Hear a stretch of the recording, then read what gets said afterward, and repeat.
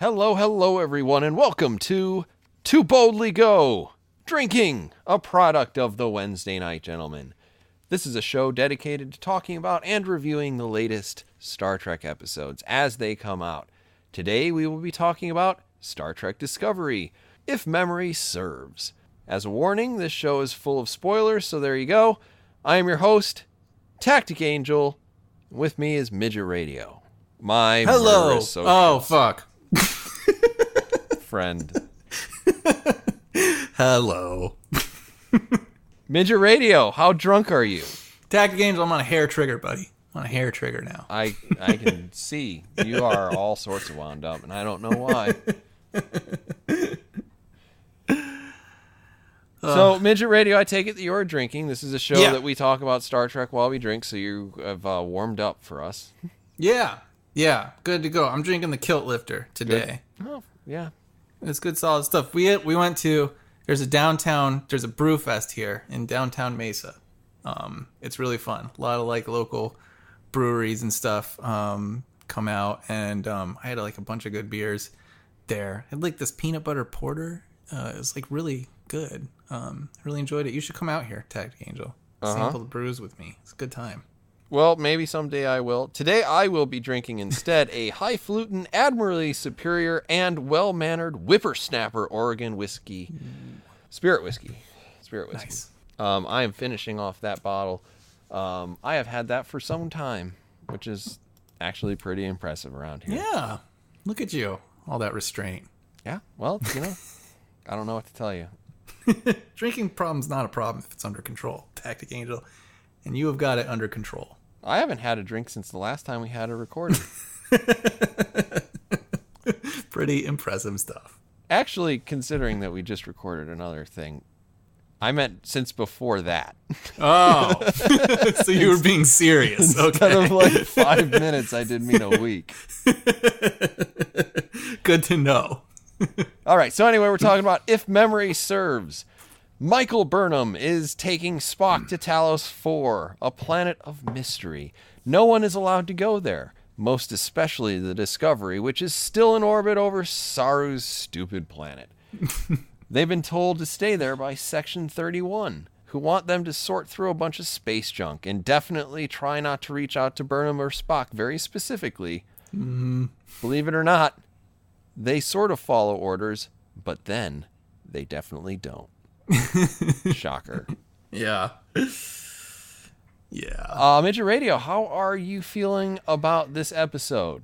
I don't know. Like this up, I was in a lot of different places in this episode. Where do you want to start? I will say that there are a lot of setups, a lot of retcons, and several payoffs. Okay. Yeah. So okay. I don't know. I think usually we try to start. Now, the problem is these storylines are definitely not separated because they come together pretty substantially. Yeah. Usually we like to start with Burnham so that when you get super triggered, yeah, then we have somewhere to go. And, True. And hopefully we go to that place before you're too inebriated and you just start like screaming into the microphone for hours at a time. So I guess we kind of pick up with Saru and Spock. They're in a shuttlecraft. They're going to Talos IV. They come out of warp. There's a black hole. Mm-hmm. And as we know, I guess Spock, who's catatonic, manages to pilot the ship. Yeah. I was a little unclear on what exactly his state of mind was at that point. I think the writers were in the same position. Probably. It just it works. It works on maybe like a couple of levels if I'm being generous. I mean, the most obvious one is that it like increases the tension, right?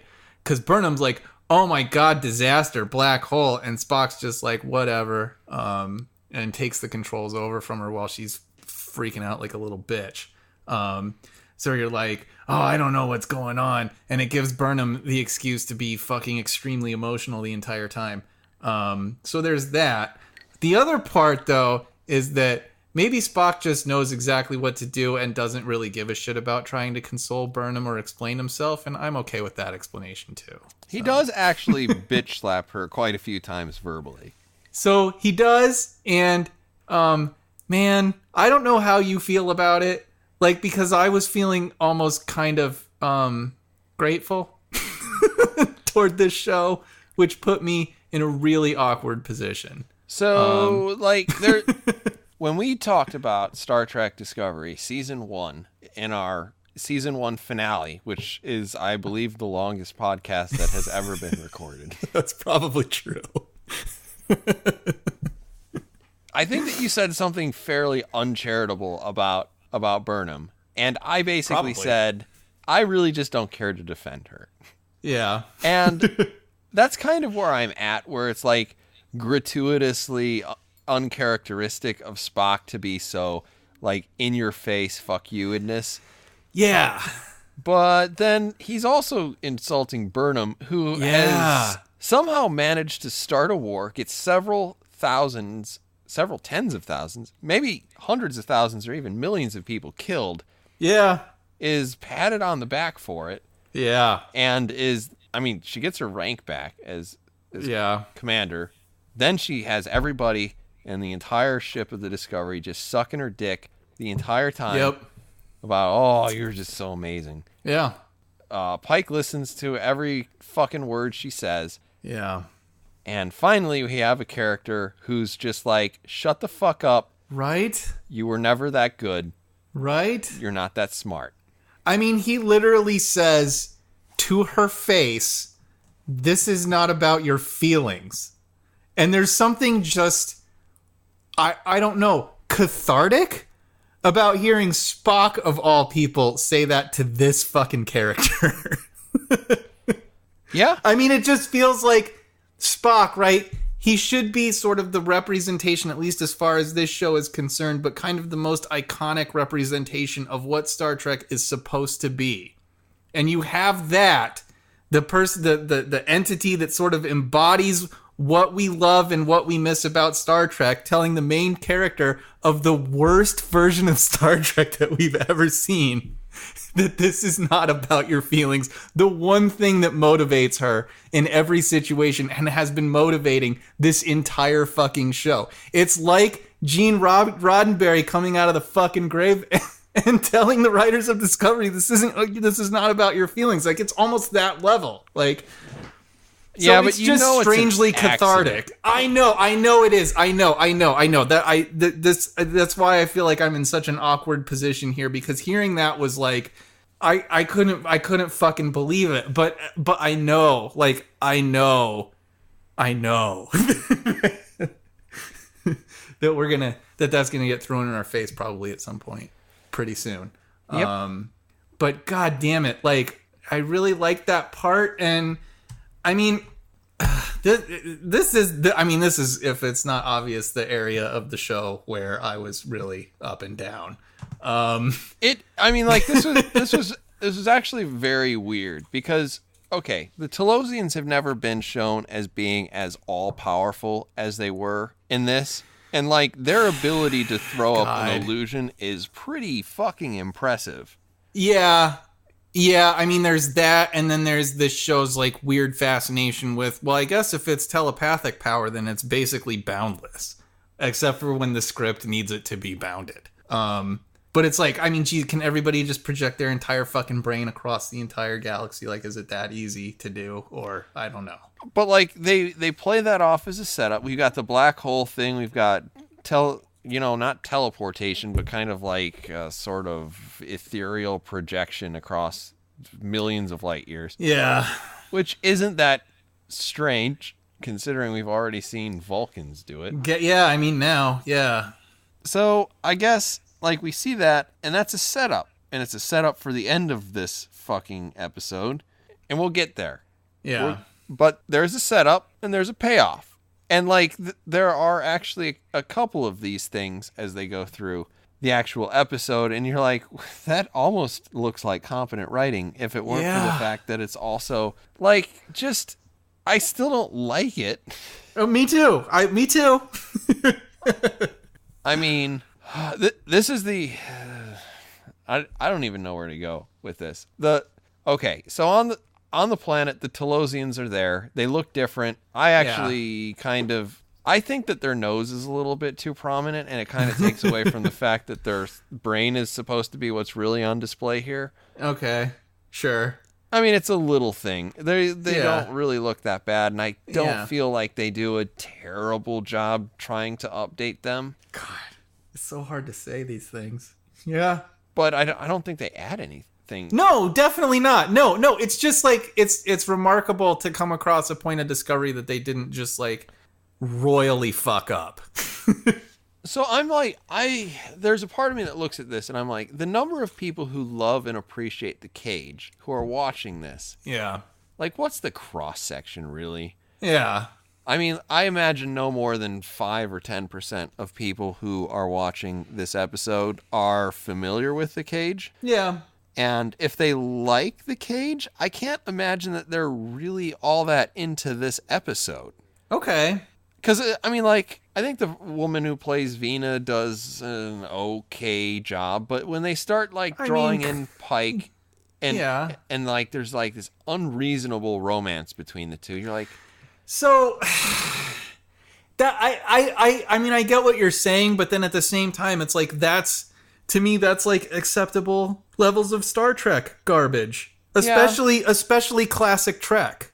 I expect them to have, we were together for whatever, and now I'm like completely in love with you, because that's every relationship between Kirk. I mean, that's just how bitches were back in the day, pretty much. So it just like that. I don't know. I saw that, and that almost made me a little bit nostalgic, like in a way.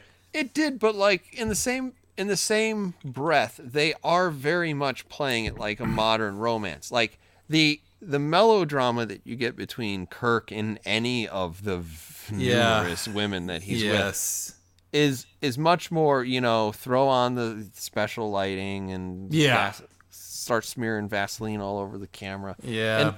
And like, the music swells and like, then they say super sappy shit. And that's not what you're getting with Pike as much. You're getting actually kind of a very modern, soulful thing. Like, there's a certain sense of mourning in the way that he looks at Vina, and it's sort of a little bit jarring at the same time.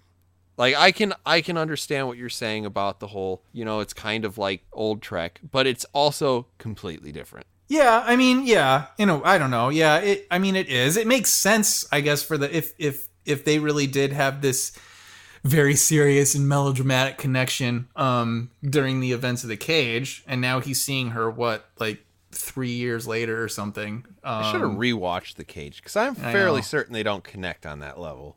I don't remember that happening to that degree either. But I don't know. Then like at the same time, it's not like it's not unforgivable. It's not an aspect that I necessarily disliked in this episode. I was fine with it. God, I can't believe that. But yeah, I was fine with that. The stuff that was grating was we will help cure your brother as long as you tell us the thing that made him and you not get along so well anymore. So that's another thing where I'm in two places on it. Because one, we have to see the thing, right? We have to see this stupid fucking thing that transpired between Burnham and Spock. Which is stupid. Terrible. It's fucking awful. It's so dumb. But at the same time, it's out. Like, we're done with it, right? Like that's what I was thinking. I was like, maybe this is just, now we're done. Now we don't have to dwell on this.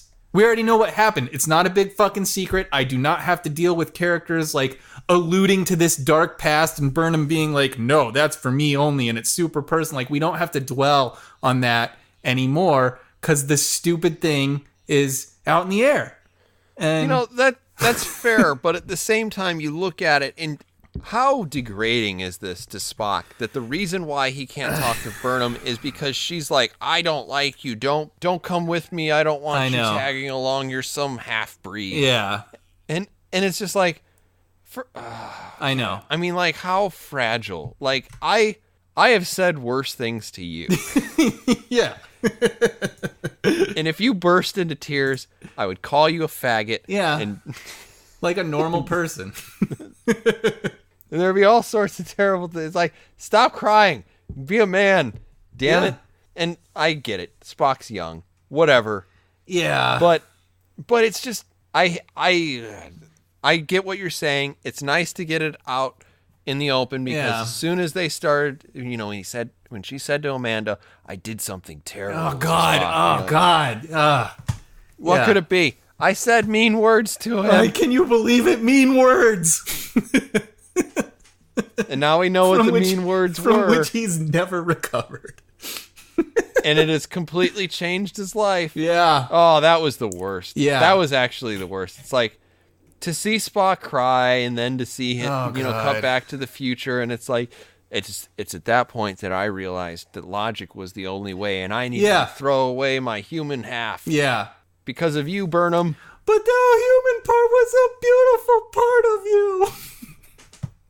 Go fuck yourself. Shoot that bitch in the brain. God damn it. I think he does give her a go fuck yourself. He does. Like he pretty much does. And there's disagree with me on this, but I disagree. Okay. There are aspects, sorry, I jumped the gun. There are aspects of their exchanges where I actually could hear, and I can't believe I'm about to say this, but I could hear a little bit of an echo of the kind of relationship that Spock has with Bones. Because Spock does tell Bones sometimes to go fuck himself. In classic Nimoy fashion. It's so much more subtle. I know, it's and he's clever it's so much more clever. Yeah. Yeah. I get that. I mean, it's way better. But there are just aspects of it that I could hear in some of these exchanges, and it made it like a little bit better, like a little bit more. Maybe let me just ask you this straight up, but how do you feel about, I don't know his name, his portrayal of Spock so far? Because this is the first episode we get where he's actually saying lines. I have to go back to this. Spock is less intellectual. He's less a thoughtful person. You don't get the sense that really logic is driving him in the same ways, and he's petty. He is, and he's not as impartial. Yeah, and that's. I mean, I guess you could say that. You'd have to go through the thing. You're like, maybe Burnham is the person of all of the people throughout Star Trek who are trying to kill him. That Burnham is the person that he holds the most animus for, and I just don't know if that makes a lot of sense. Yeah. So I think Ethan Peck, isn't that his name? Is that it? Okay. So he hasn't completely face planted for me, but at the same time, I don't like it, and I don't like when he gets back to the ship and it's like, Spock, is that a smile I see on your face? Yeah. It's like, I think it is. Yeah. You're like, just go space yourself. I know. Okay? I know. But I'm in roughly the same area. It isn't the most insulting thing that I've seen on this show. Yeah. Now, if they start treating Spock like they've been treating Pike, and he rolls over next episode. If he rolls over on Burnham, oh man. Oh yeah, Burnham, I'm so sorry. Yeah. I was wrong. Yeah. You said the mean words to me, but you know what? I deserved. Yeah, you were right the whole time. Yeah, and I would that. Oh yeah. Oh man, there is not enough whiskey in the world for that. No, there's not. No, it would make. Yeah, I would want to die, and hopefully, God, if nothing else, because we've needed this, and I think this is why we've been missing fucking Tig Notaro's character. But that show needs a fucking balancing presence. It needs someone to oppose fucking Burnham and all of the high melodrama. It needs somebody who's a straight man. Yeah, who's so dry that it cuts to the bone. Yeah, yeah. And if Spock can fulfill, that's what I don't know, maybe that's what I'm reacting to too, is that Spock fulfilled a little bit of that in this episode. God, it's just so amazing to hear someone to tell Burnham to fuck off. Like, I think we're definitely overreacting to that, though. we probably are, but it's like but I think it makes sense why. I mean, Jesus Christ, we are a season and a half of this shit where we have to just swallow everything this character does and celebrate it as though it's heroic and ingenious. Yeah. And someone's finally said, it's not. I get it. I get it. And I am in at least 1 foot is in the same boat. Here, Yeah. Because every time that he got 2 or 3 Right. good hooks in Oh, there. she says, I actually, because I pulled up a transcript of the episode because I was trying to remember some of the lines, but like even classic Burnham fashion, right? I risked everything to bring you here. Classic Michael Burnham fucking melodramatic line. And Spock, it does not surprise me that you see it that way. Like, just, yes. It's those lines that I love. Oh God, I hate this show, but I mean, like there's let's kind of jump. I'm sure we're gonna jump back and forth. We're gonna try to jump over to the Discovery, right? Yeah. Okay. So the Discovery's out and it's at Saro's stupid fucking planet, trying to stop a genocide that's going to happen about 5 minutes after they leave. And Section 31 calls Pike and they're like, "Hey Pike, you can't leave. Try to figure out what the Matrix bot was that attacked your shuttlecraft," which is of course completely undermined by the fact that Arium is infected with a virus and she has not re-upped her subscription to Norton. Right. So Symantec, you guys sorry. fucked up, yeah. Found an exploit. So anyway, like this is happening and I, God damn it, I hate this whole thing. Yeah. And once again, it's just, at least Pike does some stuff here. I mean, he says, let's go to Starbase 11. Yeah. And like, Starbase 11's only like 6 feet away from Talos 4. Yeah. And like, yes, I know. Yeah. Clever captain. You're like, other than that, Yeah. the rest of this is not real impressive for him. No. And we have to deal with the scene. That scene that I predicted would happen. And it happened in the mess hall, which I think I also implied would happen. Yeah. But, so I gotta say this. I was expecting we were gonna get some stupid bullshit. We did. We got get a little bit of that. Fight. But we got it. So we got the fight, which I was like, okay, this makes a little bit of sense. Yeah. And then we got the, I don't know who I am. Yeah. Do you think I do? Or some... Yeah, you got I know. the transcript up right there. Yeah, it's stupid. Or I know the feeling. Or yeah, he's like, who do you think you're talking to? I think is what he says. Yeah. Okay. And then they're like, oh, that's cool, man. Like, yeah. Whatever. So, like, essentially what I had said would happen, happened. It just happened, or we both worked through it in a comedy sort of routine. Yeah. It happened. Yeah. It just happened plus a few punches. Yeah. Like, yeah. Not really well thrown punches. And I kind of feel like, man, I would have laughed my ass off if Ash killed him again. Oh, dude. Well, Ash was going to beat his ass. I mean, pretty clear. That guy's a doctor. He doesn't know what the fuck he's doing. But no, he doesn't. But I actually, like, I was so fucking dreading it. I was so dreading it. Because I thought it was going to be like typical fucking Star Trek Discovery. Some just obnoxious fucking exchange between two characters I don't give a shit about, and two that I actively hate. And it would just be a bunch of like melodramatic nonsense back and forth. You took everything from me. Do you think I had a choice? Like, that's the kind of dialogue I was fucking picturing. But instead, we got some of it. We got a little bit of it, but instead they at least threw some fucking fists. Which I actually really appreciated, and I like that the fight broke out and Saru was like, fuck it, let him do it. It's like that's reasonable, man. Like, for a situation that is as stupid and as poorly written as all of this is, like all of these are bad characters in absurd situations because of just atrociously bad writing. So given that, this was probably the best way to handle it. This was the least painful way, I would say, to have handled this conflict.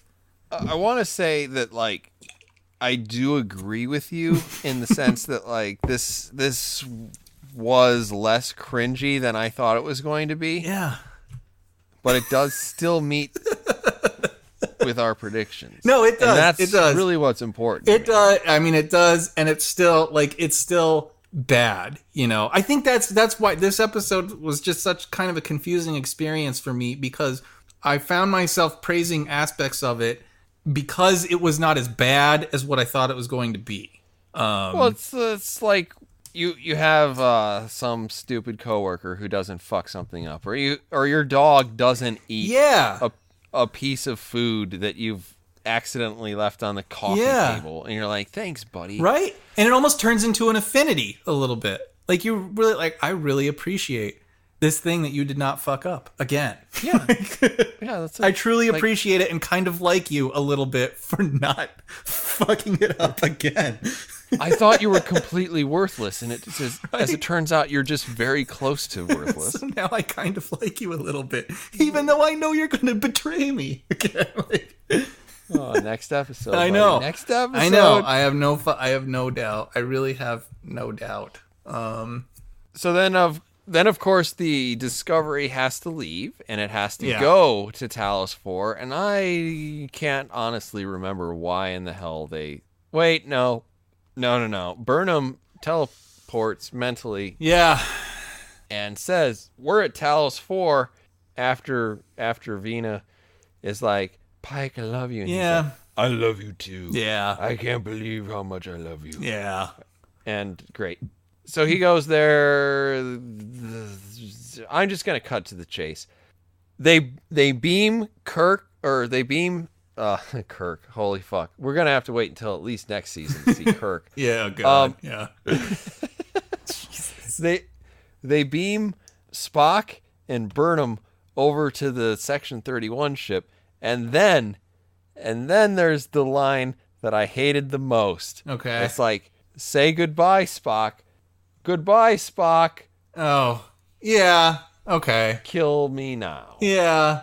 I mean, I was all right with it because they're a projection, right? Who cares? Like, okay. Here's the thing. Like, it's just so lowbrow, stupid bullshit. Yeah. And you're like, yeah, the Talosians really get the old, 1950s stupid. I mean, stupid whatever. comic.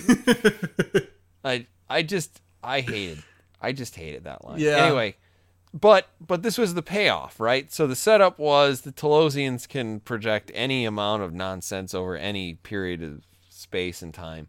And then they beam the two illusions aboard. Yeah. And totally trick Section 31 so that Burnham and Spock can escape on the Discovery. Yeah. Fantastic. No, they're going to go some other place for whatever reason. I don't know. More Yeah, Red we have Angel to bullshit. run. Yeah, they have to run because they're like, whatever, fugitives now, pretty much. Or aiding and abetting a fugitive, I guess. Which, whatever. I don't care. Yeah, I don't know. I had no strong feelings about the end of the episode, except it's just more stupid, like Section 31. Just Section 31 continues to look like the fucking Keystone Cops of the Federation, pretty much. Like, it's pretty bad. I mean, like, earlier in the show, we see... God, like, I don't really love Leland as a character, but the whole, I didn't ask you, I was talking to Giorgio line... Yeah. It still pissed me off, and it's... Oh, yeah, whatever. Yeah, it's just stupid. Why in the world, first of all, would you hire Space Hitler? I don't know.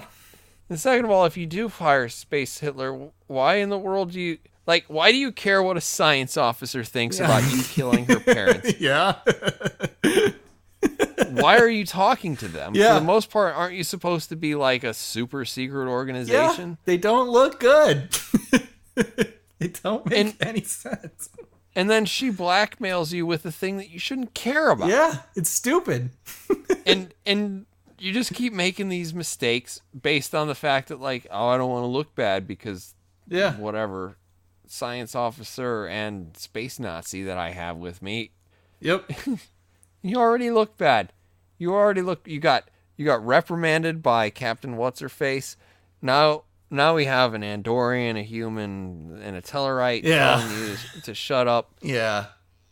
Though I do appreciate the fact that there was an Andorian and a Tellarite. Yeah. Because we don't see enough of those guys, and they're kind of like fundamental to the original founding. Yeah, a little bit.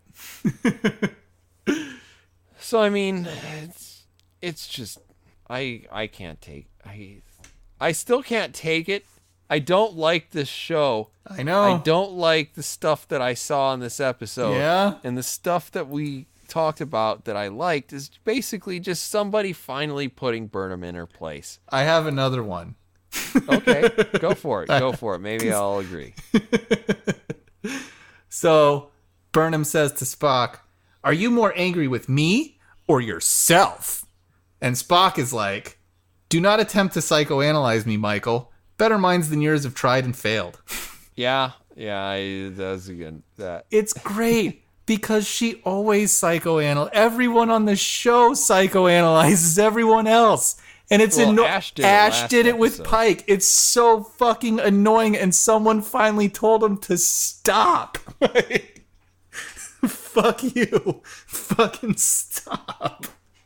So, oh, shoot, I lost it. I had a thought that was really great. Oh, man. So, I don't even know. Yeah, it doesn't. I mean, the show is still terrible. It's just that there were some nice sort of cathartic moments within this particular episode that will no doubt be airlocked in the next, I'm sure. So that okay, to talk about psychologists, that was the point that I was kind of coming to. Oh. Okay. Do you think that Section 31 killed the people that Spock theoretically beat up? Oh, yeah, okay, yeah. So Spock, Vulcan pinched him, and kicked one of them with his foot. Yeah, he kicked one. That was mean. Yeah, I don't know. That would be really stupid. I was kind of trying to wonder, like, did they manage to convince these people that they were dead somehow? Yeah. Like, did they fake a whole bunch of records to create fake people who are now dead? Or did they just kill these people because mustache twirling evil space Nazi? Because, they don't even... Those people didn't, like, work for Section 31. Like, it would almost make sense if they worked for Section 31, right? And they were told, like, all right, we got to fake your deaths so that we can charge Spock, so that we can use the full force of the Federation to bring his ass in. Like, okay, that's, like, clandestine enough. But these were just, like, regular employees. She was just, like, a doctor. And they're orderly. Yeah. So I'm not sure how you would pull that off unless they actually killed them, which would be stupid. I mean, definitely not outside the realm of this show, but definitely stupid. Do they have to provide any evidence that they actually died in order to convict? I mean, you would think there'd be like a funeral or like they have friends and family. Whatever. Yeah. It's ridiculous. Let's see if I can come up with something else I liked. So when they were like, oh, whatever, they found out that like somebody was sending messages from the Discovery to, I don't know, I guess Section 31 or whatever. Yeah. And so like all evidence pointed to Ash, and Ash was being a big whiny bitch about it. I just like that Pike was like, fuck you, buddy. I can't trust you. I think just anytime that Ash is dragged off the bridge or like sent to the brig. Yeah, but at the same time, this is going to come back and it's going to make Pike look bad. Well, I mean, he made the right, like, it probably will make him look bad. He made absolutely the right call with what was. And he's going to have to apologize. Yeah, I'm sorry. I'm so sorry. I'm sorry that I can't see into the fucking future and that I make decisions based on evidence. I know that's stupid. I need to go with my feelings more often. Yep. And I definitely feel that you, a or a Klingon in a human suit, is a good person. Definitely. That whole murder thing, big God, misunderstanding. I continue to just hate that because I'm so tired of him being like the bitchy, whiny representation of Section 31. But Pike, what about Section 2? But what about this? What about why? I don't understand why he cares. He's just this character makes no fucking sense at all. When you try to trace his trajectory, it's just fucking batshit. I thought you went off to be with your Klingon, wife who you thought was raping you, but turns out wasn't. And you had a baby with her, and you were gonna be on Kronos with her and rule over Kronos as essentially a terrorist organization. Okay, so that's what you're all about at this point. That's what you're all about. But then they're like, no, because I guess other Klingons have a problem with humans, and we just can't fucking overcome that. So you have to go be a part of Section 31 now with our Klingon baby. And he's like, okay, well, I guess I'm going to be the best fucking Section 31 representative that I possibly can be. So I can be on board the Discovery, not raise my kid, and completely care about everything that Section 31 cares about because that's what's in the script. You can't trace this fucking guy. I don't know where any of this is coming from. I don't know why he's so blindly loyal to this organization at this point. Because he's been all over the map. Yeah. I mean, I don't understand the recruiting process between getting, Lady McSpace Hitler and also Klingon in a human suit. Yeah. I guess if you're one of those two things, you shoot right to the top of the applicants list. You don't even have to apply. They showed up and they gave him a badge. Put that on your LinkedIn. Fucking Section 31 reaching out to you right away. I don't understand this show at all. No, sometimes, it doesn't but make sense. There's I don't know. There are two other things, I guess. Okay. That we can briefly hit on. It appears that Culber is no longer gay for Stamets. I guess not. What a tragic end to that. That was annoying too. That whole process was really God. It's just the most generic relationship I've ever seen. I don't know why Stamets is so on his fucking tiptoes all the time. It's aren't you guys really? Are you supposed to be really close? Right? You're practically married, right? You're supposed to be really close. I thought.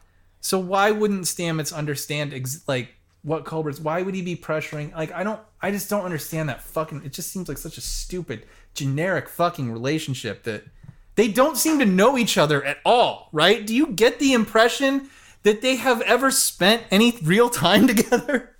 Because they just don't seem to know each other. I mean, we got a sense that last episode they did know each other a little bit because of the distance that Culber fell out of a tree or off a cliff or whatever. That was one story. But there was a moment in this, and I wanted to ask you about it because I thought it was funny. Because you are objectively, marginally at least, more successful with the ladies than I am. Oh, okay. I'm fine with that. Because this is based on the fact that you are married and I am just rocking it with my dog. Sure. Right? So what happens is they have this huge blow up fight in their quarters, right? And Stamets looks at Culbert and says, "Why are you so angry?" Or "I don't understand why you're so angry with me." And I'm like, has anyone in history said that? Yeah. Because for the most part, I'm I know I haven't said that to anybody. I wonder if anybody else has. No. Because that seems like a really artificial line. It is really, because they have such an artificial relationship. Yeah. It's not real. It's not, it doesn't feel remotely fucking real because they don't know each other. Well, it's just, I mean, like we've said before, the only way to really get into that thing is if you really identify with it. You have to be 100% in, whether or not there's anything there. Yeah. Just two penises, I guess that's enough. But the other thing that I was thinking about was, okay, one of the things that we have learned about the Red Angel in this episode is that it is a human intelligence. Yeah. What do you make of that? I don't know. I don't want to think about it. You know what you think about I don't want to think about it because it's stupid. You know what you want to think about. If they somehow manage to make it, right? If they somehow manage to write this show that Michael Burnham is both the worst fucking thing that has ever happened to Star Trek and also the only thing that's going to fix it, that would almost be clever. So, like, if the end of season 2 is an apology for seasons 1 and 2, then it's almost brilliant. How is it? I was thinking about it, like, how is it that Michael Burnham would travel back in time after she was killed in the forest to tell Spock to go save her with her parents' shuttlecraft so that she's not killed in the forest? Yeah. You got, like, you got a Terminator paradox there. It's called a causality loop. No, it's a Terminator paradox. How can Kyle Reese be John Connor's dad? Doesn't make sense, but I don't understand. So anyway, I'm going to be supremely amused if that's actually the case, because it's just so on the face impossible. Yeah. What the fuck with Vulcan, right? What in God's name was about to attack her? A giant bug that lives in the earth. What is going on that planet? Well, I mean, it's supposed to be like a desert planet. Yeah. And if you go back to, like, the animated series, there's, like, saber-toothed tigers that live there, and they keep them as pets. Yeah. Which was actually strangely more compelling than this episode. Well, yeah, I'm sure. Actually, that show is a little bit underrated, considering they managed to cram in a lot of half-hour episodes that were actually pretty decent. That's pretty cool. You've never watched it? No, I need to. No. You should watch it. I probably will. I most likely will. All right. So anyway, we've been talking about Star Trek Discovery for a while. Yeah. Do you have anything else that you think that we really need to talk about? No. For this episode, I'm gonna call this a positive episode of To Boldly Go Drinking. At least this is probably as positive as it will ever fucking be. I'm gonna say. So, like, I think that there are objectively better episodes, but the objectively better episodes also contain more just wide-eyed bullshit. Yeah. So, I mean, I guess it's one of the most watchable episodes. Yeah. I mean, it's a very confusing episode. High praise. High praise. I'm gonna have to think about where I'm at TBGD. on this episode for a long time. Yeah. Well, I feel like the next few episodes are going to bring it into focus a little bit, but it's gonna suck. Yeah. Yeah. I wonder. Wait, how many episodes are in this? This is episode 8, so we're like 2/3 of the way through. 2/3, are we? Thank God. Thank God. It's like a weight off your shoulders. Yeah. Yeah. It really is. So anyway, that has been the Wednesday night, gentlemen, on the latest Star Trek Discovery episode. Thank you, everyone, for joining us on this brief trek. Think about hitting that like or subscribe button and join us for more treks in the future. For now, it's time for us to boldly go. We'll see you on the next one. Bye-bye.